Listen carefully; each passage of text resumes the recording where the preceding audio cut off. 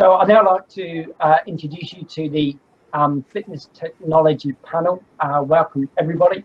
For the next 45 minutes, we're going to be exploring the role that technology has in meeting the changed needs of both consumers and operators, both during this COVID-19 situation, but also importantly post-COVID, and what that's going to look like when we come out. So we'll start with introductions. For those that haven't met me, I'm Mike Beeney. I'm the Asia Pacific Director of Myzone. We are a wearable technology platform.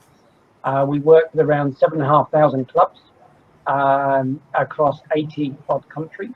And I'm very pleased to be joined by 3 experts in their own fields, all who operate fitness technology businesses that serve and support both clubs and consumers. Interesting, we collated or calculated that across the panel, the businesses actually support in excess of 30 million fitness users and over 50,000 clubs. So it's great to welcome the panel to get this truly global perspective. So firstly, I'll just ask for a brief introduction. Ladies first, if I can hand over to Neha to introduce yourself to the group. Thanks, Mike. It's good to be on this panel. I think, Fitternity is a managed marketplace, which basically helps with regards to the fitness and well-being services in India. We have on the B2C side a subscription product, which is called OnePass.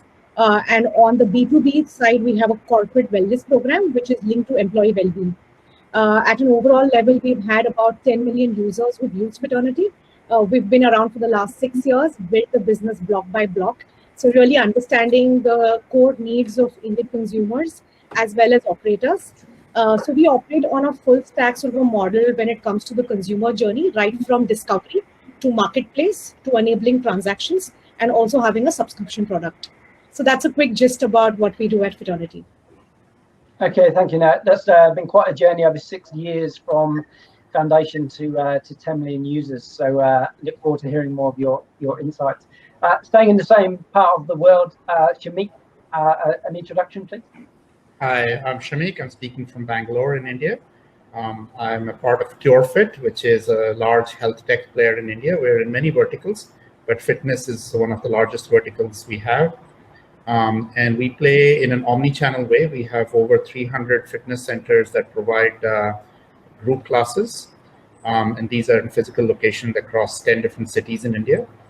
But besides that, we also have a large digital play where we offer live interactive classes over the internet to folks. And close to 1 million people are using these classes for working out at home. Besides this, we also have several other verticals, including meditation and yoga centers and food services, clinical services, etc. But our focus is on fitness and well-being.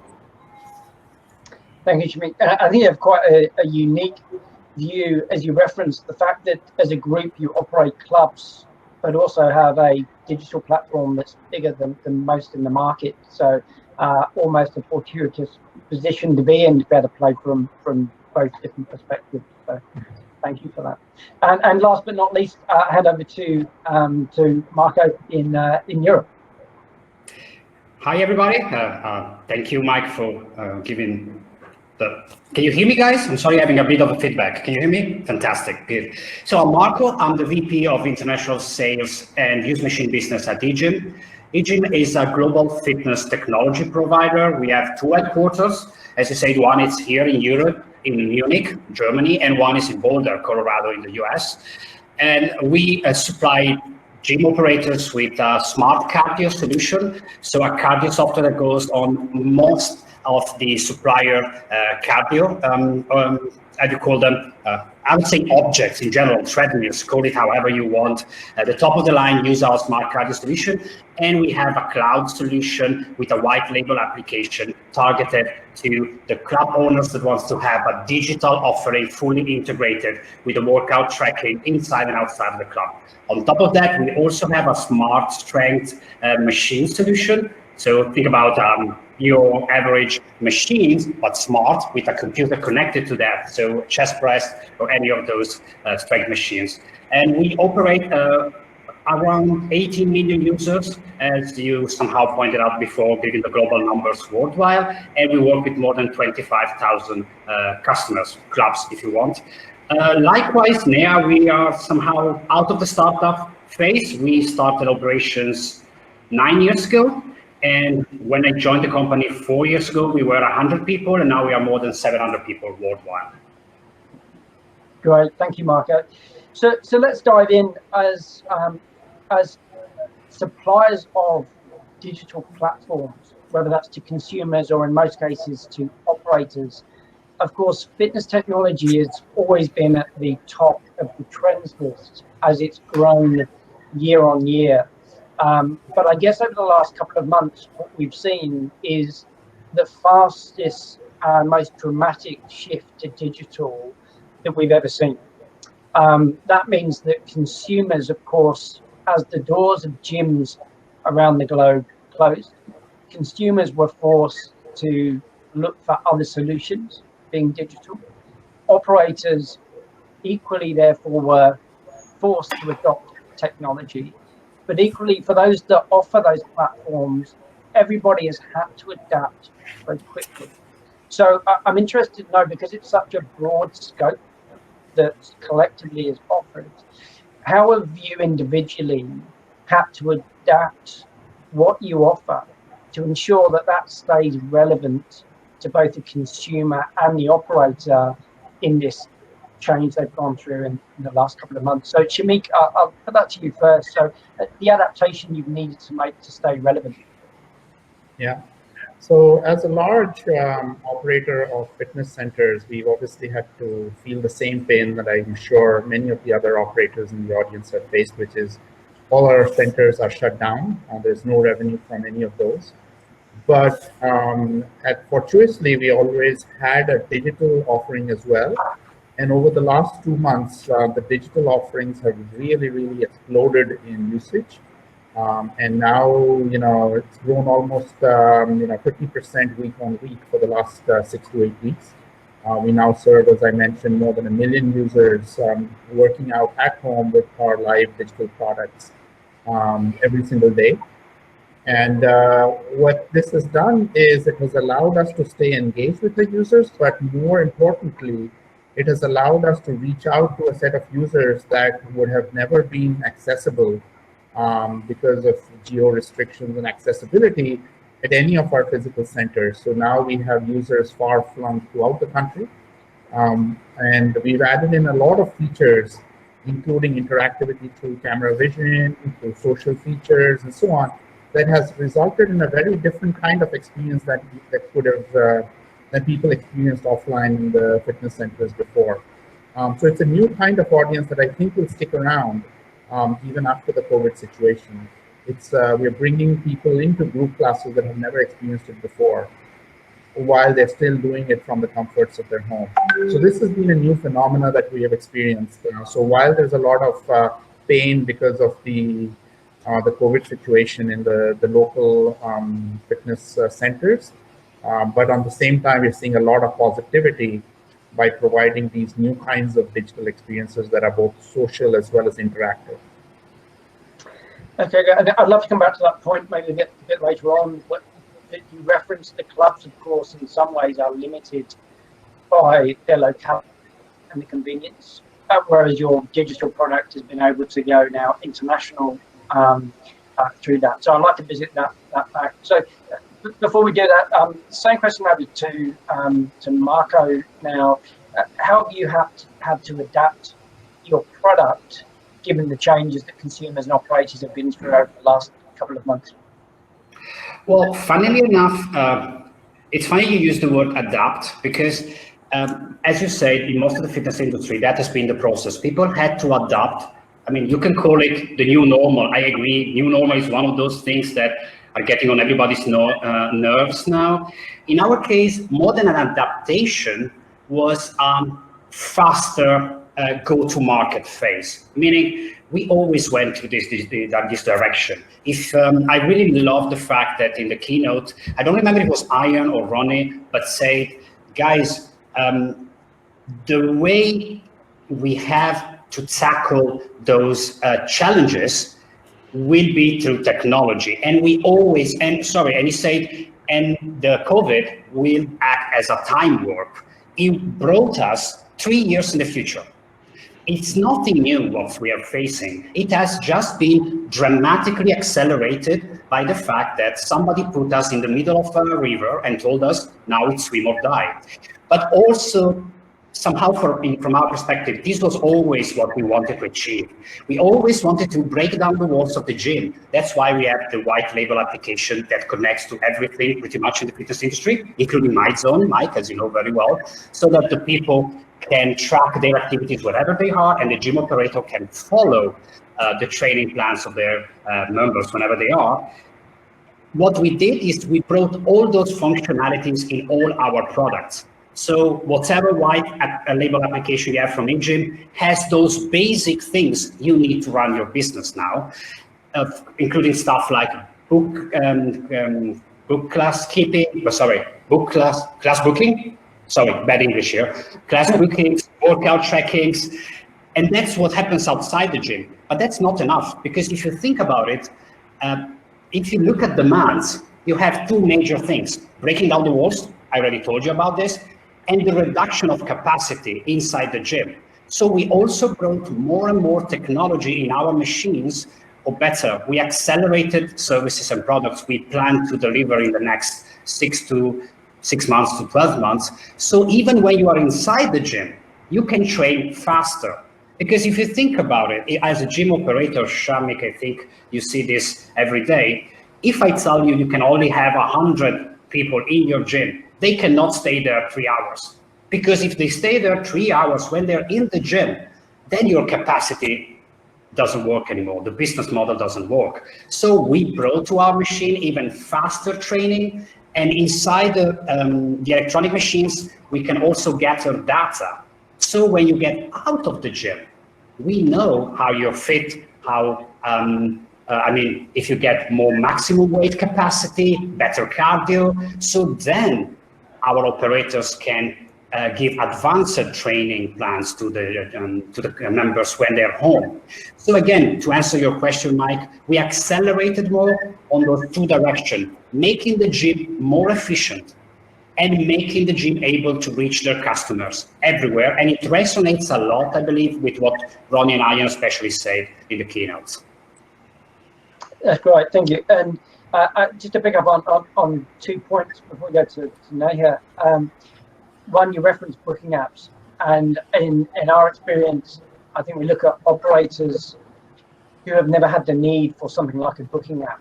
And of course, with restrictions for those that are now opening back up, with restrictions, whether it be 10 or 20 or 50, I think in many cases, it's actually very difficult for operators to even operate. A booking app, rather than become relevant for certain sectors, is essentially going to be a must just to be able to open your doors.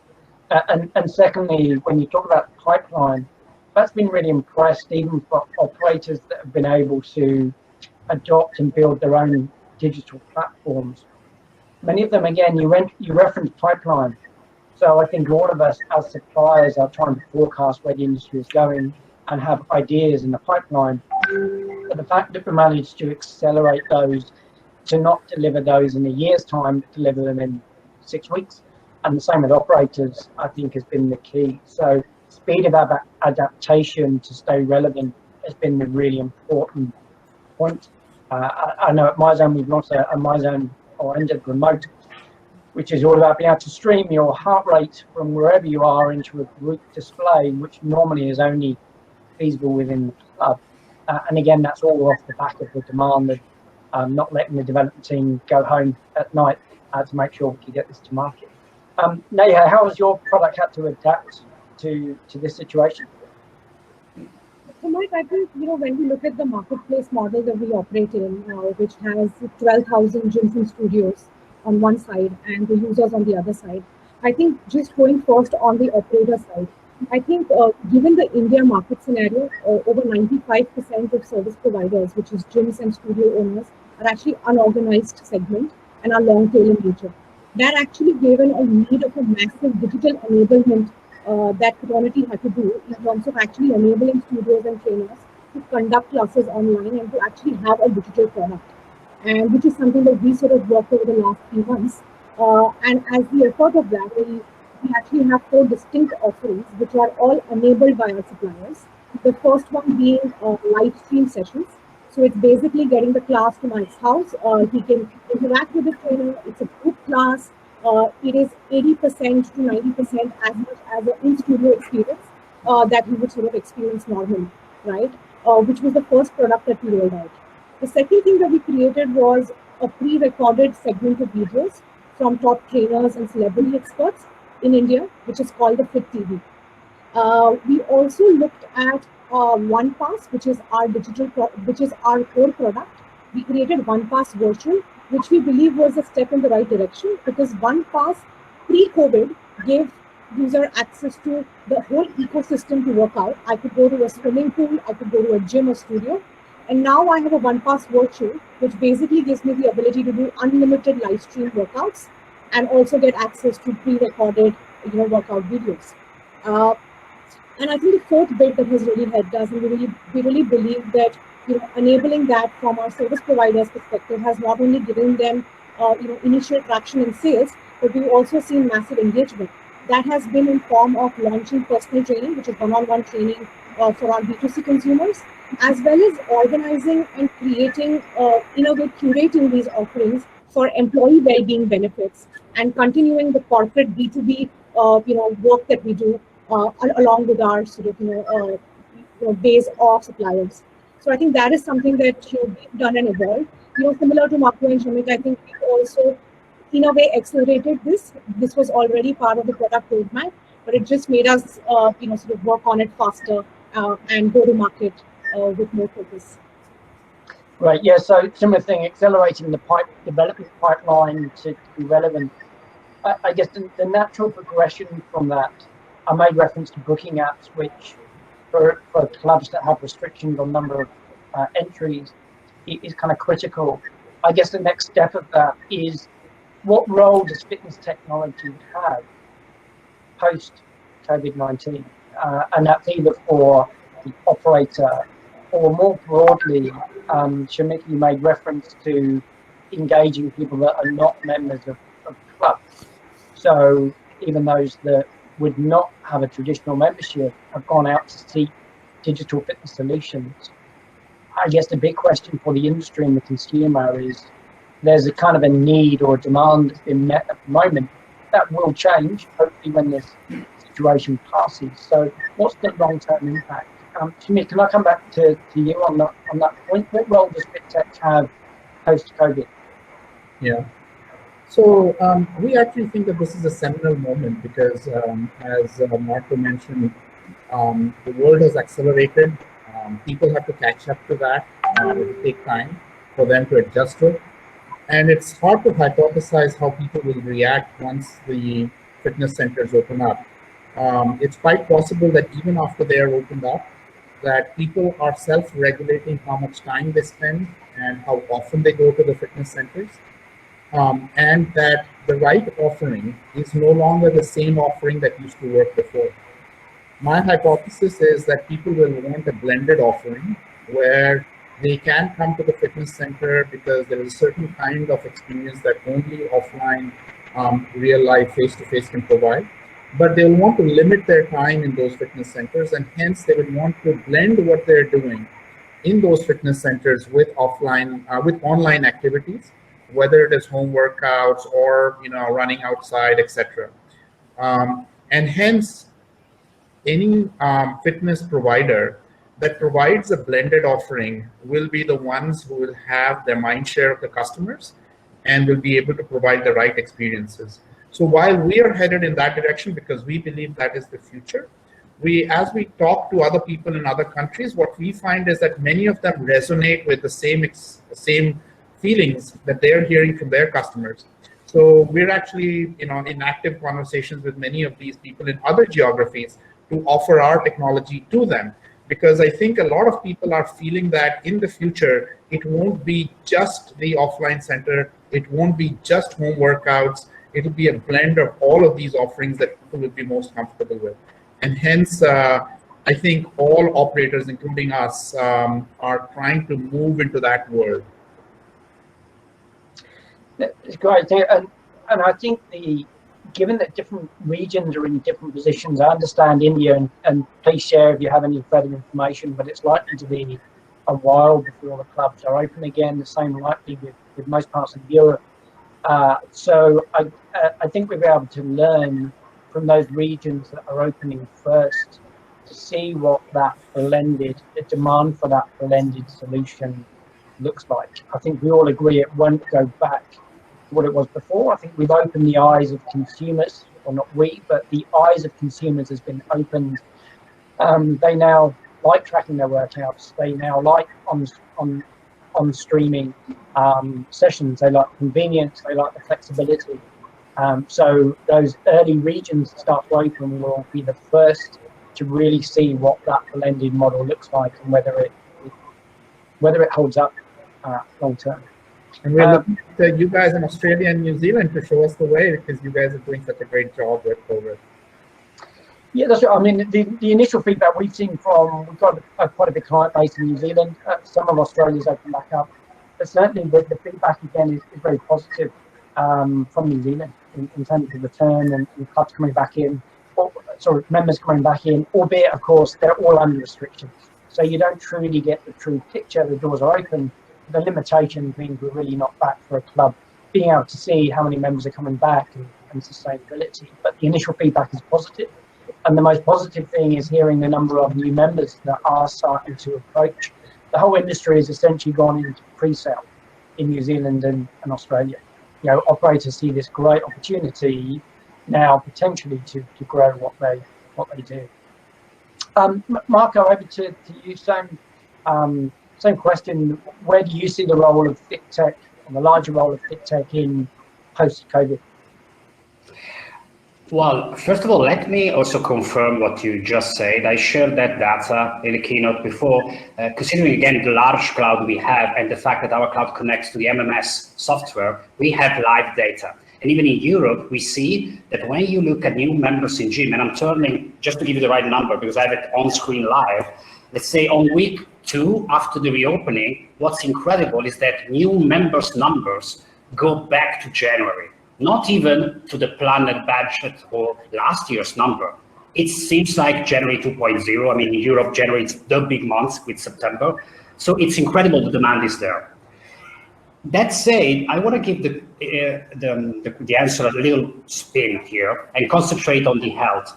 I mean, I believe fitness will play an incredible role into the healthcare system. Let me again give you some context. If you look at World Health Organization numbers, on average, economic developed countries spend 8% of their GDP in health. COVID will skyrocket that. And we were already in a situation in which only if I look at the sheer raise in age of the population, that number, that 8%, would project to 14% in 10 years and to 30% at 10. I'm sorry to ruin everybody's day by saying that at 20%, the systems breaks down. Healthcare, as you know, is gone. And considering most of 86%, I think I'm quoting the number correctly, 86% of deaths coming from chronic diseases, fitness is paramount to keep our healthcare and the well-being of our communities, let's say, on the right track. If you ask me, I'm going to be extreme. There's no other way. I mean, from the technology standpoint, where we are standing now, also from the pharmaceutical standpoint, that's the only way. Bringing fitness to everybody, meaning well-being, reaching those health seekers out there. And I think you can only do that, exactly as Shamik said, with a blended offering. You cannot put in few months or even in a couple of years 7 billion people into a gym, but you can give them a blended offer that they can have anywhere in the gym and outside the gym, and they can feel better. So I think this is going to be the role of fitness and especially technology. growing the fitness numbers and making them reach everybody. Literally, the fitness service has to reach everybody for our healthcare to continues to operate properly. Yeah, thank you, Mark. And I agree. There's a greater health awareness. The study suggests there's a much greater awareness of health now coming out of this situation. I hope that continues, though, because of course we know that we have to capture that opportunity. You referenced medical, corporate. Neha, I know you've got experience in corporate market, so I hope that this industry and the operators are the ones that are able to service that demand. Neha, similar, your experience in corporate, do you see that as the growth opportunity for the industry?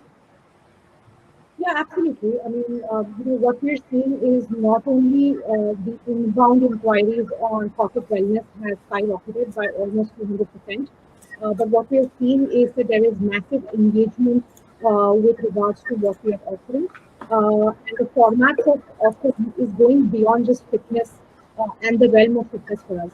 So what we are doing is that we're not just connecting, offline to online, but we're also connecting fitness to nutrition. Fitness to mental well-being, right? Meditation. And I think that's sort of opening up a larger integrated play, which we believe is not just working with regards to just an online plus an offline format, but also a lot of formats which are ancillary to fitness. And I think one perspective that we want to share from the data that we have seen, and we've done a lot of deep research with regards to our consumers and what they are wanting to do post-COVID. And one thing is fairly clear, right? I mean, 65% of our consumers are actually dying to go back to the gym. So they want the high five with the trainer, they want that vibe, they actually want to step into the gym, get that feel, which is great, right? And we do believe that offline and the traditional gym formats are actually going to be opening sooner rather than later. And from a virtual standpoint, we believe that in a way it's going to grow in a step function format, because what it does is that it increases part of the pie, it increases penetration in a large way. And then when we are at it out of the pandemic in about 6 months' time, we have a larger set of users to actually, then sort of, manage with these integrated offerings. That's great, thank you. And I think you make reference there to the bigger market. So will this demand for digital fitness feed the industry? Will it create a bigger slice of the pie and greater penetration in the population? I guess the other aspect of that is that will this growth in home fitness, digitalized fitness, connected fitness, and apps potentially compete?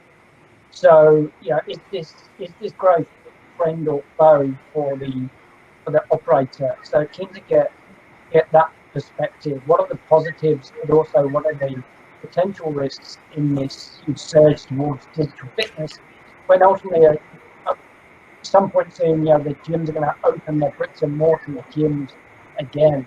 Has the consumer behaviour changed once and for all to prevent them, or alternative, or is it a complement? No, I'll come straight back to you on that one. What do you see? Will it lead the market, or do you see that there's competition there? In the sense that what we're seeing with regards to the trends of virtual fitness, right? It pretty much gives everybody a level playing field, right? So it's no longer, for an operator the best place to go, but actually the best service to offer. And I think that's the sort of shift in dynamic that we've seen.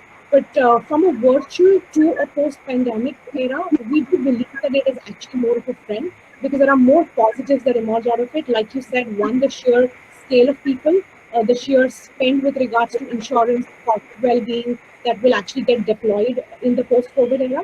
And I think third, it actually gives us a lot of opportunity to do partnerships and to actually come together. So I would actually look at doing a partnership, with Myzone, with curefit, with eGYM, in a way that we're actually offering something that is delving into catering to consumers and actually increasing part of the pie.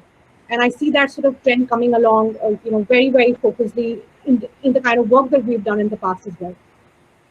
Okay, thank you. And Shamik, the fact that you have the offline, the bricks and mortar clubs, and then a much bigger population on digital.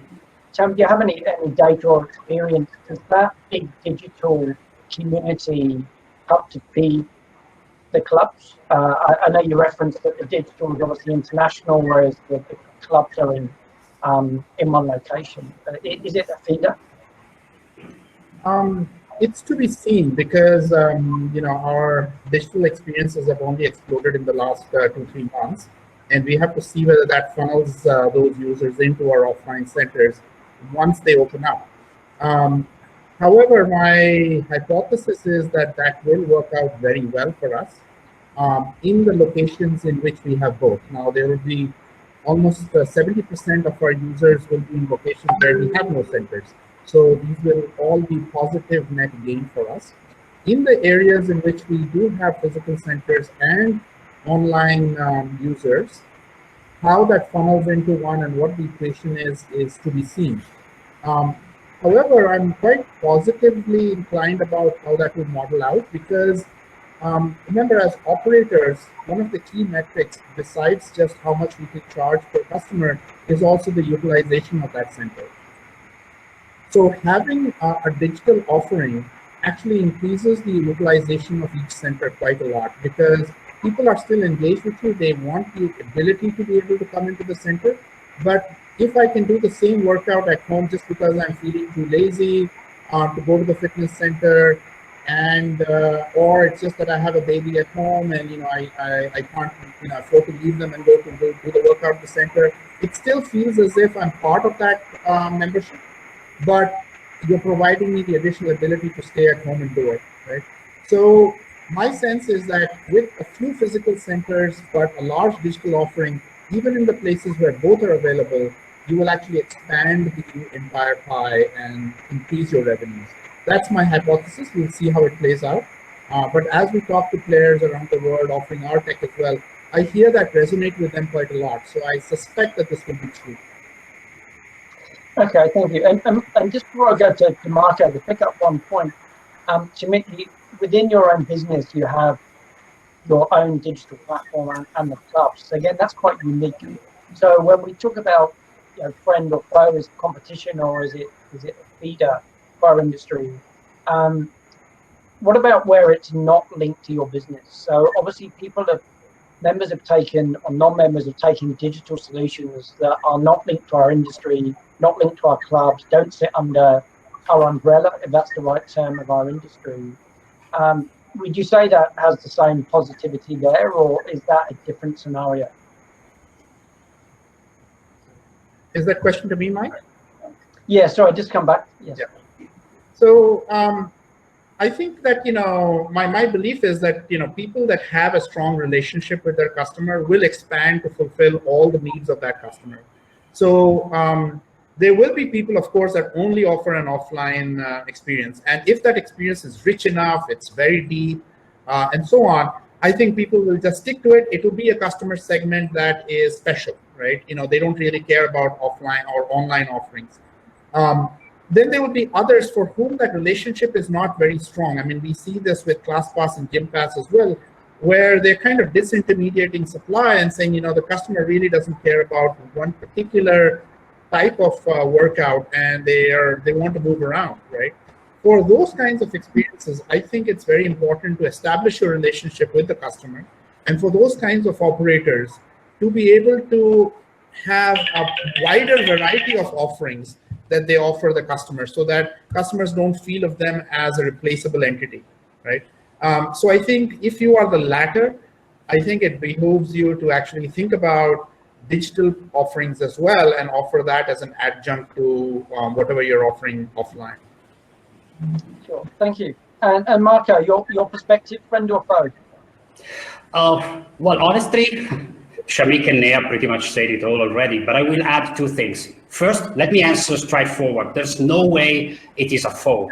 It becomes a foe if we do not use technology properly. If we completely disintermediate everything and we lose our value as gym operators, in this case, I'm putting on my virtual hat of a gym operator, then it may become a foe. But it only became so if we do something wrong. I will add two things. One is branding. It's somehow another way of saying what Shamik just said. We need to use technology to push our brand, and with our, I mean, I'm putting myself in the gym operator chain, meaning the gym has to push its own brand out. It can use whatever products it wishes to use. It can track via Myzone, use the Neha solution, everything you want. But at the end, the brand that has to be prominent is the clubs. Let me make you an example.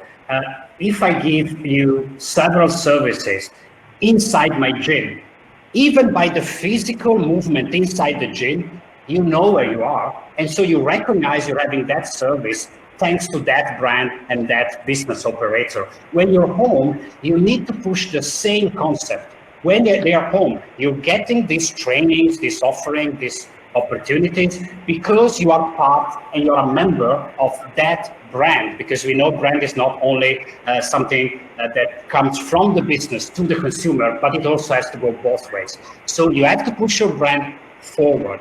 And second, you need to use technology, and that somehow also answers some of the questions I saw in the chat. You need to use technology to take away inefficiency. Meaning there's a lot that happens inside the gym. So please do not stop the technology outside of the gym, bring it inside the gym.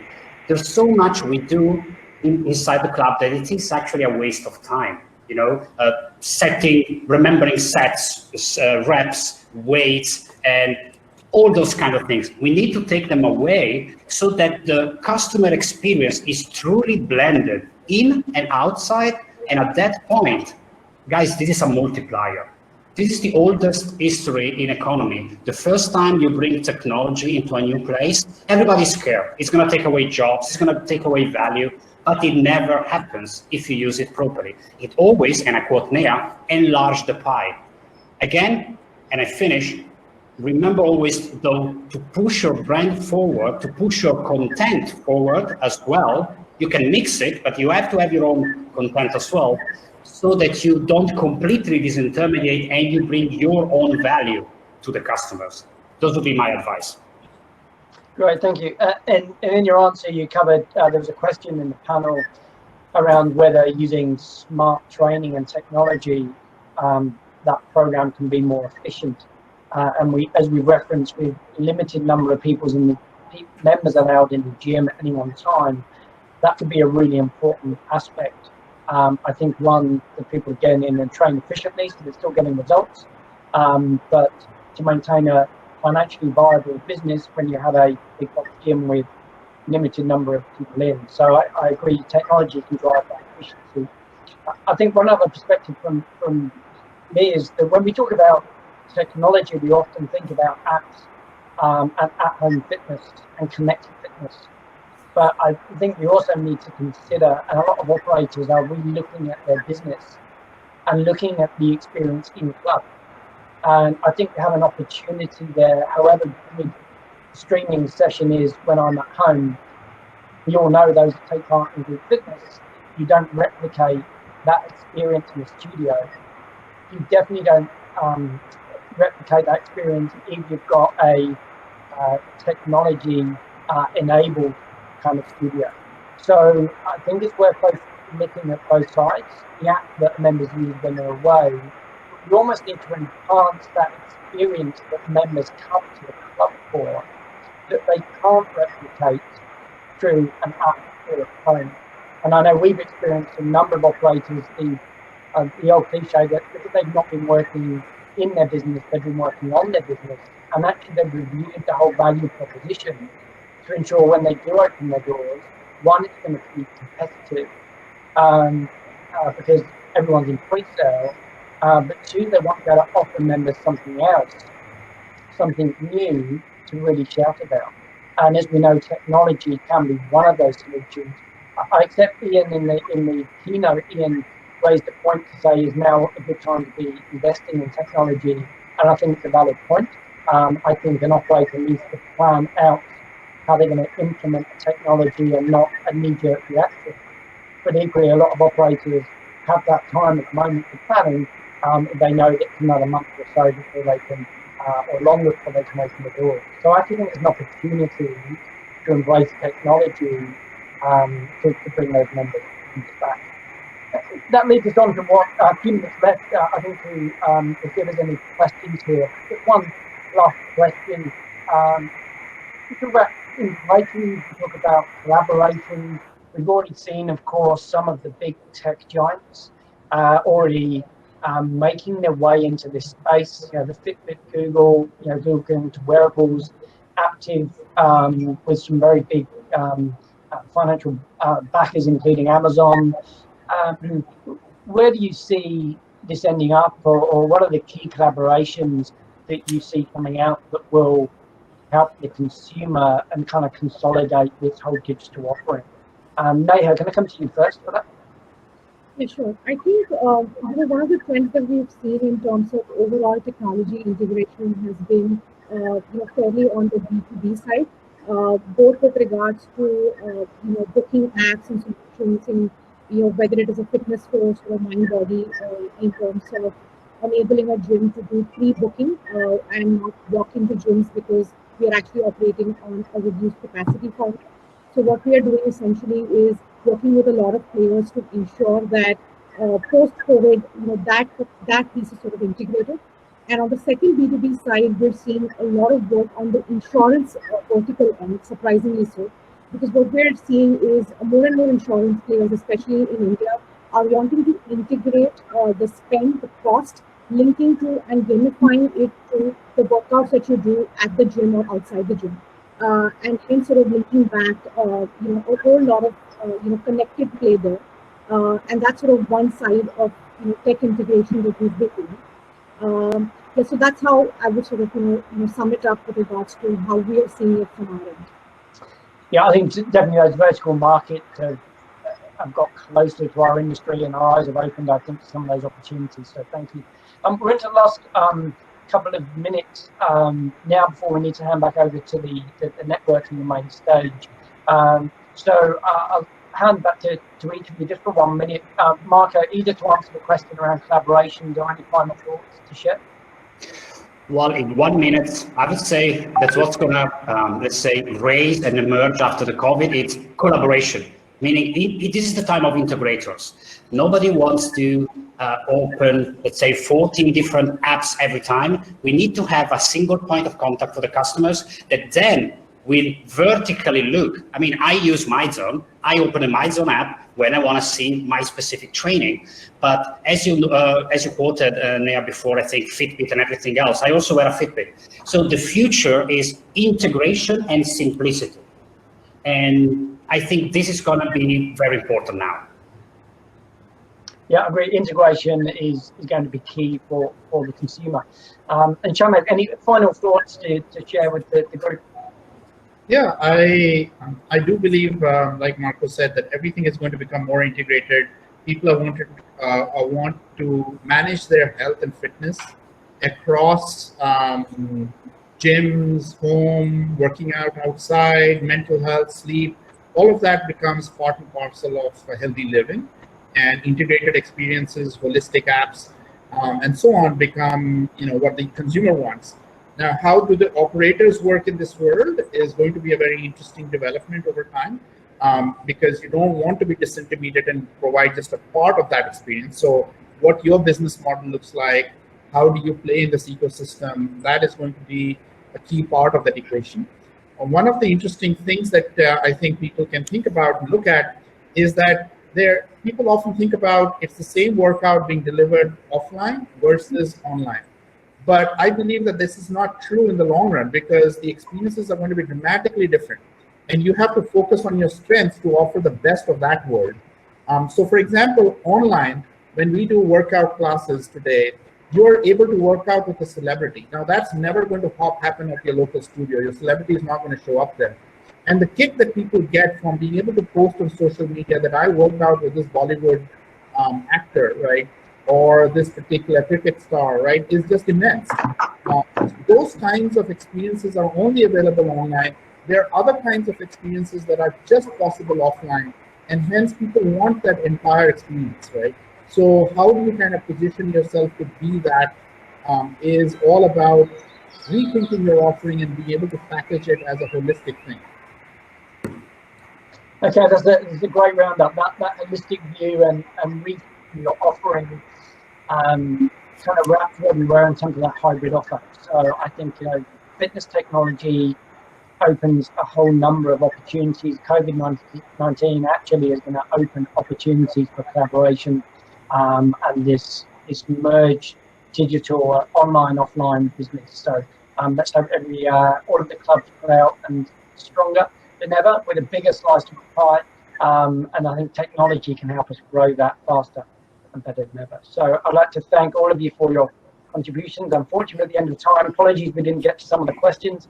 But again, please take the opportunity to connect with any of us over LinkedIn. And I'm sure we'll get the opportunity if you have specific questions to come back to you.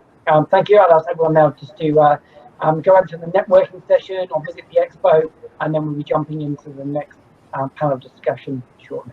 Thank you. Thank you.